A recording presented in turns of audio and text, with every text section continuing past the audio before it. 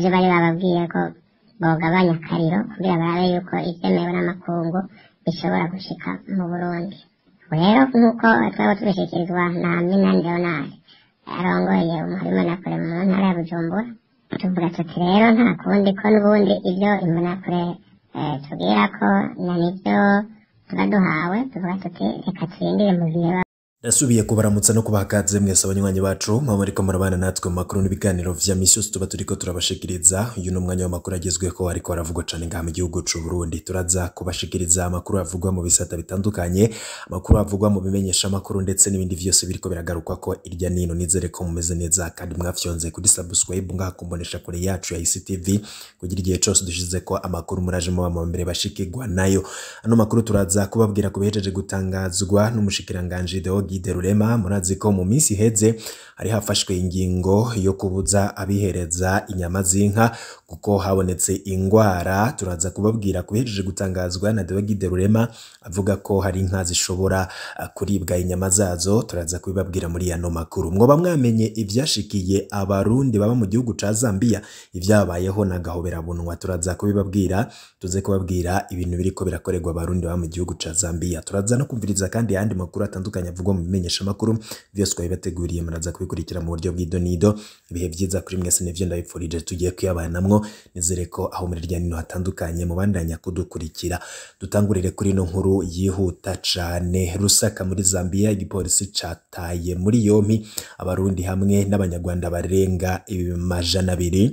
Igipolisi ca Zambia kikaba catunganyije igikorwa co gufata hamwe no gutwara abantu mu gisagara ca Rusaka, umurwa mukuru wa politiki w'igihugu ca Zambia, aho kaba hari kuri uno wa gatandatu uheze. Abantu barondegwa nabo bakaba bari abarundi hamwe n'abanyarwanda badafise ivyangombwa vyo kuba muri ico gihugu. Nkuko isoko ryacu ry'amakuru riri mu Burundi ryabivuze, abantu barenga 200 nibo bafashwe barajanwa. Igipolisi kikaba catumbereye ibibanza bikorerwamwo abantu benshi nk'amashengero n'ibibanza vyo kudandarizamwo nkuko twabishikirijwe n'ababibonye. Badutunguye turi hagati mu misa, badutegeka gusohoka. Niho twabona ko abadafise uruhusha rwo kuba muri Zambia burizwa imiduga yo gutwara abantu yari yateguriwe ico gikorwa. Abarundi, abanyarwanda hamwe n'abanyekongo nibo barondegwa. Bikaba bivugwa n'impunzi y'umurundi iba mu ikambi ya Maheba,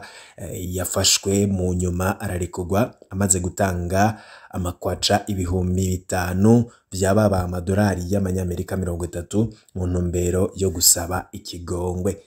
Amamangazini yose y'abanyamahanga yari yugawe mu mpera z'indwi. Twagumye twinyegeje mu mazu kugutinya iryo saka. Uko biri kose n'uruhombo runini kandi ntiturabimenya neza ko ivyo bitazoca bisubira kuba mu minsi iri imbere. Bikaba bisigurwa no Murundi aba i Rusaka. Amakuru ava mu gipolisi akabasigura ko igipolisi kitagomba gutuza abadakwije ivyangombwa bateza uruhagarara mu gisagara.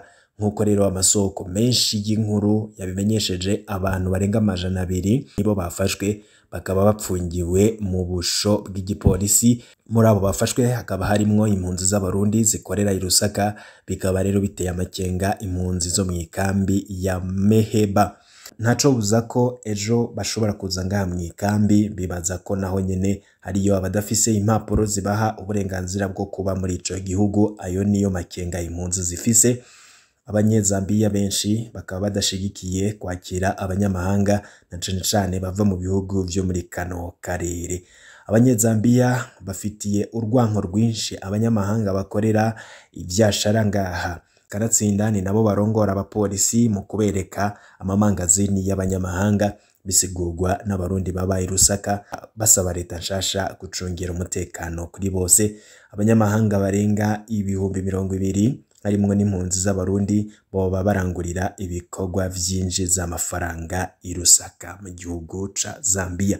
Nari nabikubwiye ko nza kukubwira ku vyatangajwe na Guide Rurema. Guide Rurema yejeje kwemera ko hari inka zishobora kuribwa inyama zazo. Ni nyuma yaho hafashwe ingingo yo guhagarika kwihereza inyama z'inka kuko habonetse ingwara mu mpongore zirimwo ibitungwa bitagwaye canke biterekana ko iyo ngwara ihari. Nta kibuza na kimwe yuko bashobora gufungura inyama bakanywa amata avuye muri ayo mararo atarimwo ibitungwa bigwaye. Ariko ico duhanura zaba inyama baziriye zihiye, kuko murazi ko hari bayangayanga bakunda kurya inyama mbisi, nukuziteka canke se bakazoca neza.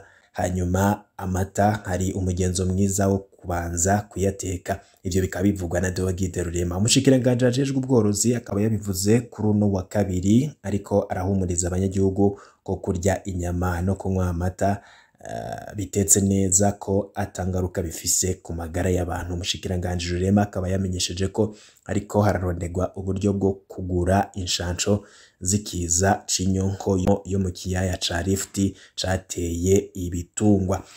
Mu yandi makuru ariko haravugwa mu bimenyesha makuru navyo tubikurikiye kuvyumviritsa ndaza kubwira n'andi makuru agezweko. Mu gisata cy'umutekano abantu babiri barakomerekejwe n'amasasu nk'igihe cy'isaha 3:30 mu ijoro ryo kuri uyu wa mbere. Ivyo bikaba byabereye ku isoko ry'Ibwasare iri muri komine Gasorwe intara ya Muyinga. Amakuru ava ngaho Gasorwe amenyesha ko ayo masasu yarashwe n'umupolisi yagwanye n'umunyagihugu yitwa Niyonzima Merikiyo batazira Ndogomba, hanyuma aca arasa amasasu abiri yivuna. Ayo masasu rero niyo yakomerekeje ku maboko uwitwa Ndiramarira Eliezer ava ku mutumba wa Kaguhu hamwe n'uwitwa Nkuru Nziza wo ku mutumba wa Rukinzo. Muri kino gihe abo bakomeretse bariko baravurirwa ku bitaro byo muri komine Gashoho. Nayo uwo mupolisi yarasanzwe akorera muri komisariya y'igipolisi yo muri komine Gasorwe hamwe n'uwo munyagihugu barwanye bakaba bari mu minwe y'inyamiramabi. Mu makuru y'umutekano nyine nabivuze mu ncamake, inyigisho za gisirikare zihabwa imbonerakure zirabandanya hirya no hino mu gihugu. Kuri uyu wa mbere imbonerakure amajana 350 zegeranirijwe ku ishure rya Lycée Kirundo, niho zatangura ibikorwa ku mugaragaro. Abavyeyi barereye kuri iryo shure n'ababa mu micungararo yaryo bavuga ko batewe impungenge n'ivyo bikorwa kuko bituma abana batiga neza. Idonido na Onezime Dushimagize. Izo mbonerakure amajana 350 zari ziva makomine indwi agize intara ya Kirundo. Ikomine imwe yose ikaba yatanze imbonerakure 50. Kuri uyu wa Mungu nk'uko amakuru duhabwa na bamwe mu bari mu mugambo CNDD-FDD abitwiganira, bose bacumbikiwe ku ishure ryisumbuye ryo mu Kirundo bakunze kwita Lycée Ndadaye.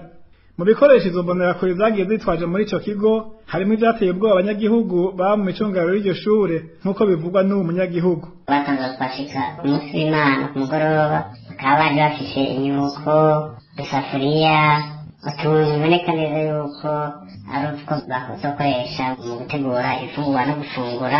Rero byanteye amakenga cyane kubera yuko imbonerakure ahako zigishwa imigambi y'iterambere turavye urukurikirane rw'amajambo yavugwa n'abategetsi ba CNDD-FDD cyane duhereye ku munyamabanga mukuru wabo aho avuga yuko umugambi CNDD-FDD ari igihugu. Mu nyigisho ziswe izo gukunda umugambwe, igihugu hamwe n'iza gisirikare zatanguje icese ku muhingamo yo kuri wa mbere na Reverend Ndikuriyo umunyamabanga mukuru w'umugambo CNDD-FDD.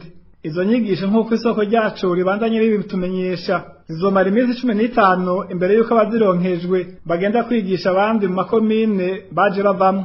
Muri kino gihe rero abavyeyi barereye kuri iryo shure co kimwe na mu micungaro yaryo bavuga ko bateye impungenge n'ivyo bikorwa vy'imbonerakure ngo kuko atana kimwe biza bisahiriza ku bana babo baziga kuhungukira ubumenyi. Turiyamiriza ingendo mbi iriko irerekana ukuntu imbonerakure ziza kuhagirira imyimenyerezo ya gisirikare kandi abana bacu tuharereye ariho bari, kandi tukaba tuzi yuko amashuri yubakiwe kuhashira ubumenyi kugira ngo azagirire akamaro igihugu cacu. Ako bagenda mw'ivyo bintazi tugasaba yuko leta yobihagarika kuko bironona cane gose akanovera k'indero mu rwaruka kuko uca gwishinga gukurikira ibintazi. Uruganda rwa Europia rwarondeye kuri telefone yiwe ngendanwa Jean Claude Barushimana arongoye umugambo CNDD-FDD mu ntara ya Kirundo kugira agisha ashikiriza kuri izo nyigisho zibera kuri iryo shure, ariko telefone ye yahamagara hakabura uwitaba. Arakoze Onezime Dushimagize. Tubamenyeshe ko no kuva kuri uyu wa mbere hari umugwi w'imbonerakure zaje ziva mu makomine atandukanye agize intara ya Muyinga zegeranirijwe ku biro vya komine Muyinga. Gushika ubu tukaba tutaramenya igitigiri cizo mbonerakure. Hagati aho rero mu ntara ya Bujumbura aho umugambwe CNDD-FDD usa n'utanguye guhesha kubijanye n'imyimenyerezo n'ibikoresho vya gisirikare bihabwa imbonerakure. Mu nama abarongoye umugambwe bagirishije imbonerakure zo muri iyo ntara mu ndwi iheze babasabye kugabanya kwerekana ku mugaragaro ico cose kigaragaza ko bari mu myimenyerezo canke kwifotoza bambaye ivyo byose bifitaniye isano na gisirikare. Umwe mu mbonerakure yaganiriye na RPA avuga ko abarongoye umugambwe bababwiye ko ivyo bishobora kugirira ingaruka mbi igihugu mu bijanye n'imigenderanire hamwe n'amakungu. Umviriza umwe mu mbonerakure yaganiriye na radio RPA ijwi ry'abanyagihugu. Inyuma y'amakuru avuga ibijanye n'imbonerakure zo mu gisagara ca Bujumbura ukuntu zari zambara imyambaro nk'igisirikare akagira uburyo bwo gutumatumanako nk'ubw'igisirikare n'igipolisi. Muri ntara ya Bujumbura hacari inama yabereye aho bita mw'Ikora ni muri komine Kanyosha yo kugabisha ko mwene ivyo bitosubira kwambagwa kubera ko bica vyerekana neza ko Uburundi busigaye bufise ikindi gisirikare kiri ku ruhande.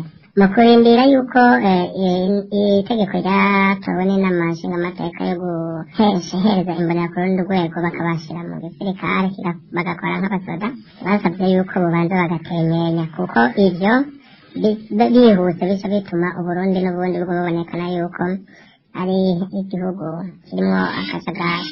None rero ubu ingingo yasohotse nuko ko ata muntu kwambara ibimenyetso vyerekana impuzu z'igisirikare canke z'igipolisi. Mu kurindira ko itegeko ryatowe n'inama nshingamateka ko rija mu ngiro. Kanatsinda naho ivyo biri uko hari ivyagiye biremerwa n'amakungu bijanye n'imfashanyo ku Burundi bukwiye kubihano n'ibindi, ariko ivyavuzwe vyose nta na kimwe kiraza. Ni muri iyo ntumbero rero babanje kugira barindire gato kugira barabe ko amakungu ashobora kwikubita agashi kugira ngo izo mfashanyo bemeye zishobore kuza. Hariho ibintu bimwe bimwe bategereza kuraba basanga biriko bikomoka ku nyifato itari nziza. Niyo mpamvu rero bariko bagerageza bongera guhindura kuvyo bari bababwiye ko bogabanya akariro kugira barabe yuko ivyemewe n'amakungu bishobora gushika mu Burundi. Rero nk'uko twaba tubishikirizwa na Minani Leonard arongoye imbonerakure mu ntara ya Bujumbura, tuvuga tuti rero nta kundi ko n'ubundi ivyo imbonerakure tubwira ko na nivyo tuba duhawe, tuvuga tuti reka turindire mu gihe baba baduhinduriye. Iyo yari imwe mu mbonerakure yo mu ntara ya Bujumbura yaganiriye na RPA.